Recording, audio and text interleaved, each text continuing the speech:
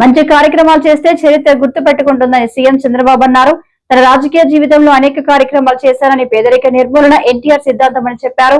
మంగళగిరిలో నిర్వహించిన బంగారు కుటుంబాల మార్గదర్శకాలతో ముఖాముఖిలో ఆయన మాట్లాడారు. అందుకే తల్లికి వందనం తీసుకొచ్చాం. ఎంతమంది పిల్లలుంటే అంతమందికి ఇస్తా అన్నాం. ఈరోజు కొన్ని కుటుంబాల్లో అయితే 7 మంది 8 మంది పిల్లలుంటే 7 మందికి 1,05,000 రూపాయలు వాళ్ళ అకౌంట్లో వేసిన ప్రభుత్వం ఈ ఎన్డీఏ ప్రభుత్వం అని చెప్పి కూడా నేను మీకు తెలియజేస్తాను. నిబంధనలు లేవు, ఎంతమంది ఉంటే అంతమందికి ఇచ్చాం. ఇది అయిన తర్వాత మీరు ఒకసారి చూస్తే, నిన్నే మీరు చూస్తే ఆడబిడ్డలందరికీ ఉచిత ప్రయాణం ఆర్టీసీ బస్సుల్లో ఆగస్టు 15న మీకందరికీ ఆర్థిక స్వాతంత్రం ఇచ్చిన రోజు అది. ఒకప్పుడు మొబిలిటీ ఉండేది కాదు. ఆడబిడ్డలు బయట రావాలంటే చాలా ఆంక్షలు, ఉద్యోగాలు చేసుకునే వాళ్ళకి సగం కట్ అయ్యేది. ఇప్పుడు భర్త భార్య ఉద్యోగం చేస్తే కాస్తో కూస్తో భర్త ఆదాయం ట్రాన్స్పోర్టేషన్ కూడా పోతే నెట్గా మీకు మాత్రం ఎంత జీతం వస్తుందో అంత జీతం తీసుకునే పరిస్థితి తీసుకొచ్చామంటే అది ఈ ప్రభుత్వం చూపించే విధానం, మహిళల పట్ల ఆసక్తి. దీనివల్ల చాలా లాభాలు. పిల్లలు చదువుకోవాలంటే, స్కూల్కి పోవాలంటే ఈజీగా పోవడం. ఇంకొక పక్కన ఎవరైనా వ్యాపారాలు చేసుకోవాలంటే వ్యాపారాలకి సులభతరంగా ప్రయాణ సౌకర్యం చేయడం.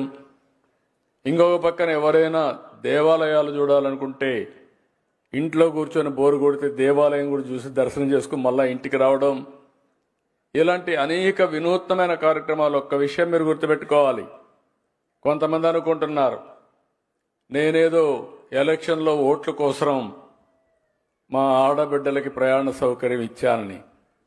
కాదు, ఈ మొబిలిటీ వల్ల ఆడబిడ్డలు బయట తిరగడం అలవాటైతే ఆర్థిక అభివృద్ధికి మీరే ప్రధాన సూత్రధారులు అవుతారనేది నా ప్రగాఢమైన విశ్వాసం అని చెప్పి కూడా నేను మీకు తెలియజేస్తున్నా.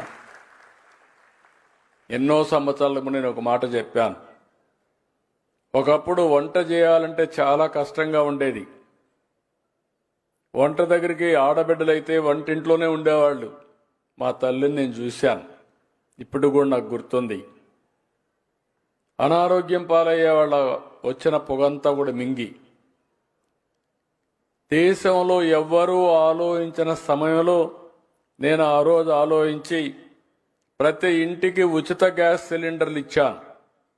అది గేమ్ చేంజర్గా తయారైంది. దేశంలో మొట్టమొదటిసారిగా గ్యాస్ ఉపయోగించుకున్న రాష్ట్రం, ఉపయోగించుకున్న ఆడపడుచులు మన ఆడబిడ్డలని చెప్పి మరొకసారి మీకు తెలియజేస్తున్నా. ఈరోజు 3 గ్యాస్ సిలిండర్లు ఉచితంగా ఇస్తున్నాను. దానికి కూడా కారణం ఉంది.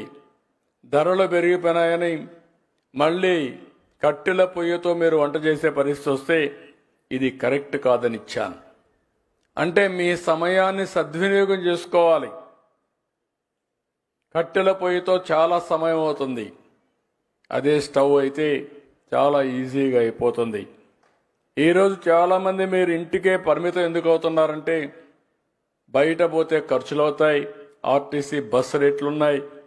ఇవన్నీ మళ్ళీ ఒకప్పుడు నేను చూసేవాడిని. ఆడబిడ్డల్ని చిన్నప్పుడు తల్లిదండ్రుల పైన, పెద్ద అయితే భర్తల పైన, ముసలి వాళ్ళైతే మళ్ళా పిల్లల పైన, ఒక మాటలో చెప్పాలంటే వాళ్ళ దయాదాస్యాల పైన బతికేవాళ్ళు. ఇప్పుడు నేను ఇచ్చినట్టే సద్వినియోగం చేసుకోగలిగితే మా ఆడబిడ్డలందరూ మీ ఇంట్లో మగవాళ్ళు మీ మీద ఆధారపడే పరిస్థితి వస్తుంది. అది ఎక్కువ రోజుల్లో ఎక్కువ సమయం లేదని చెప్పి కూడా నేను మీకు తెలియజేస్తున్నా. ఇవన్నీ కూడా ప్రాక్టికల్గా మనం చేశాం. ఒకప్పుడు ఆడబిడ్డల్ని చదివించేవాళ్ళు కాదు, మీరు గుర్తుపెట్టుకోవాలి. నేను ఆ రోజు ఆలోచించాను, ఉద్యోగాల్లో కాలేజీల్లో 33% రిజర్వేషన్లు మీకోసం పెట్టాం. దాంతో ఈరోజు చాలామంది అడుగుతూ ఉంటాను, ఎవరైనా భార్యాభర్త ఇద్దరు వస్తే, ఇద్దరు ఐటీ అయితే ఎవరి ఆదాయం ఎక్కువ ఉందని. దానికి కారణం నేను అడిగినప్పుడు వాళ్ళు చెప్పిన సమాధానం చూస్తే 180% భార్య ఆదాయం ఎక్కువ ఉంది, భర్త ఆదాయం తక్కువ ఉంది. దీనికి కూడా ఒక కారణం ఉంది. ఆడబిడ్డలు ఏ పని చేసినా నిష్ఠగా చేస్తారు, మగవాళ్ళకు కొన్ని ఎక్స్ట్రా కరికులర్ యాక్టివిటీస్ ఉంటాయి. దానివల్ల టైం కూడా వేస్ట్ అవుతూ ఉంటుంది. ఇది అందుకే నేను ఫస్ట్ నుంచి కూడా దీనికి ఎక్కువ ప్రాధాన్యత ఇచ్చాను. ఈరోజు ఆర్టీసీలో పనిచేసే కండక్టర్లు సమైక్య ఆంధ్రప్రదేశ్ తీసుకొచ్చిన విధానమే.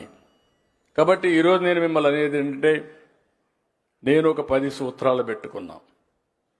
ఈ 10 సూత్రాల్లో జీరో పావర్టీ, ఆర్థిక అసమానతలు తగ్గించే విధానం, ఎవ్రీవేర్ ఉద్యోగం ఉద్యోగం ఉద్యోగం, ప్రతి ఒక్కరూ ఉద్యోగాలు చేయాలి, ఏదో ఒక పని చేయాలి, 10 రూపాయలు సంపాదించాలి. ఇంకొక పక్కన పాపులేషన్ మేనేజ్మెంట్, జనాభా తగ్గిపోతా ఉంది. ఆ మాట చెబుతున్న ఎగతాళి చేస్తున్నారు కొంతమంది. ఎగ్జాక్ట్గా 95 నుంచి నేను ప్రారంభించాను.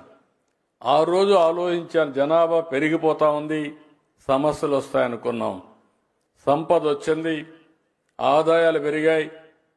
ఆదాయం ఎవరైతే ఉద్యోగాలు చేస్తారో వీళ్ళందరూ కూడా పెళ్లిళ్ళు చేసుకోవడం మానేస్తున్నారు. కొంతమంది పెళ్లిళ్ళు చేసుకున్నా పిల్లలు కనడం మానేస్తున్నారు. దీనివల్ల చాలా సమస్యలు వస్తాయని చెప్పాను.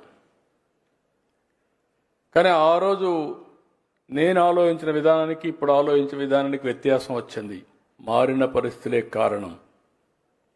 ఈరోజు యూరోప్ కానీ, చైనా కానీ, జపాన్ కానీ అనేక దేశాల్లో జనాభా లేకుండా మన మీద ఆధారపడుతున్నారు భారతీయుల పైన.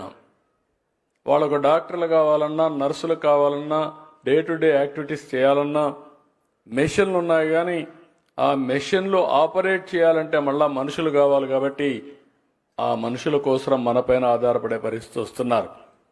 ఈరోజు మన జనాభా 2050 వరకు ఉపయోగపడుతుంది. ఇప్పుడిప్పుడు సౌత్ ఇండియా జనాభా తగ్గుతా ఉంది. అందుకే ముందు చూపుతో ఆలోచించి మళ్ళీ పాపులేషన్ మేనేజ్మెంట్ పైన శ్రద్ధ పెట్టాను. మనం కానీ పాపులేషన్ మేనేజ్మెంట్ కోసం ఏ విధంగా చేస్తే